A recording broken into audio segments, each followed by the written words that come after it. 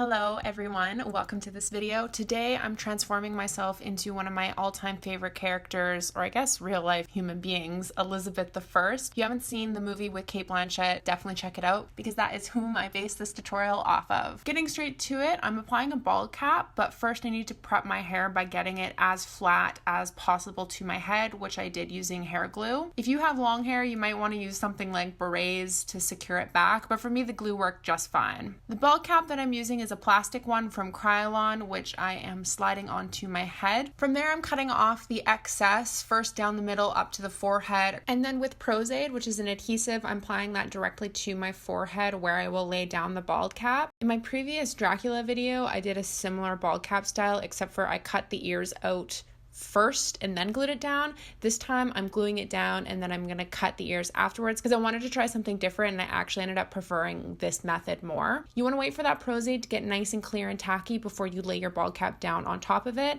And then, like I said, I'm cutting out the ears from here, securing all the way around them, as well as around the back of my neck before moving on to the other side and repeating the same process with the other ear.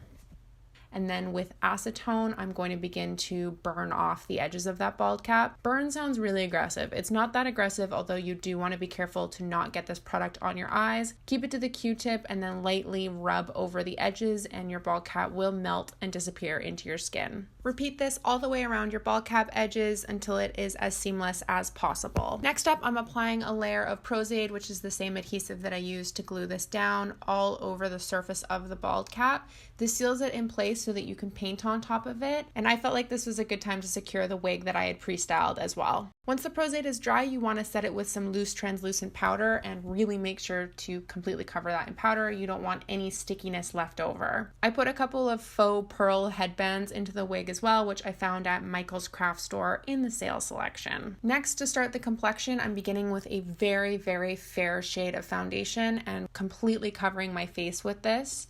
I didn't do a brow block for this look because I felt like I didn't need to, but if you wanted to, you totally could at this point as well. And I'm just taking the time to really cover my entire face in this. You could skip this step and go straight into a white face paint, but I always feel like having a more natural tone foundation underneath helps to blend a white foundation so that it looks a bit more realistic. And it makes the whole look a little softer and a little less cartoonish. From there, I am going in with the white face paint as that super fair, pale complexion was so desired by royalty of the time period. Looks pretty ridiculous in my opinion, but you know what? Styles change, it's fine. I'm applying this all to the high points of my face, so really concentrating the product underneath my eyes, across the center of my forehead, on my cheekbones, and the center of my chin. I'm taking a separate foundation brush to blend it out. This is blending it into the natural tone foundation that I had applied beforehand.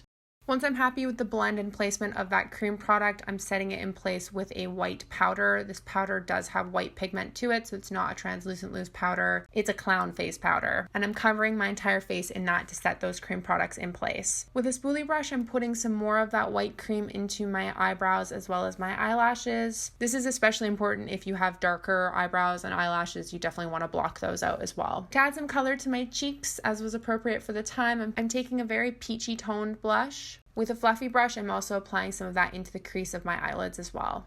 For lipstick, I found something in a rusty tone that correlated well with my hair. I kept my lip shape really thin. I definitely underdrew from my natural lip line here. Elizabeth's lips were very thin, so I kept with that style. And that is this royalty look of the past completed. I really hope you enjoyed this. This one was a lot of fun for me, and it's a makeup I've been wanting to do for a really long time. If you enjoyed it, don't forget to subscribe to my channel and check out all the other Halloween videos I've been doing this season. You can also check me out on Instagram at Leigh, and I will see you again so soon on the next video.